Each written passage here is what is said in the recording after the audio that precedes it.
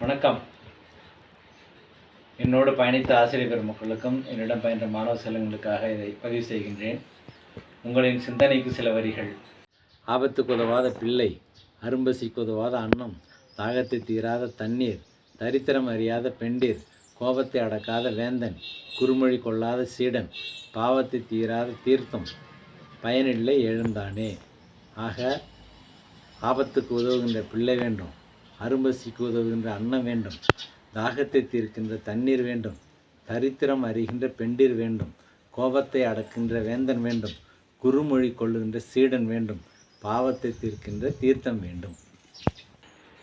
பிள்ளைகளால் மகிழ்ச்சியுறும் பெற்றோர்கள் பேறு பெற்றவர்கள். பகைவர் வீழ்ச்சியுற காண வாழ்வோர் பேறு பெற்றோர். அறிவு கூர்மை உள்ள மனைவியோடு வாழ்கின்ற கணவன் பேறு பெற்றோன். நாவால் தீங்கிழைக்காதவன் பேறு பெற்றோன்.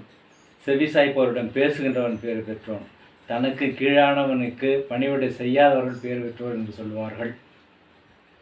தந்தைக்கு சமமான சிலரை நான் இப்பொழுது உங்களுக்கு அறிமுகப்படுத்துகின்றேன்.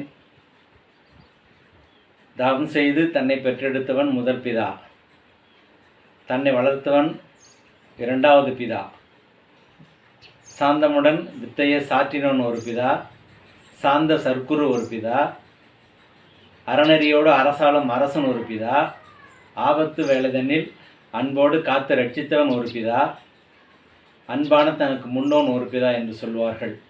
இந்த சிந்தனைகளோடு நல்லவையும் நல்லோரும் வீழ்வதில்லை என்ற செய்தியை உங்களுக்கு விட்டு இதை நிறைவு செய்கின்றேன். நன்றி.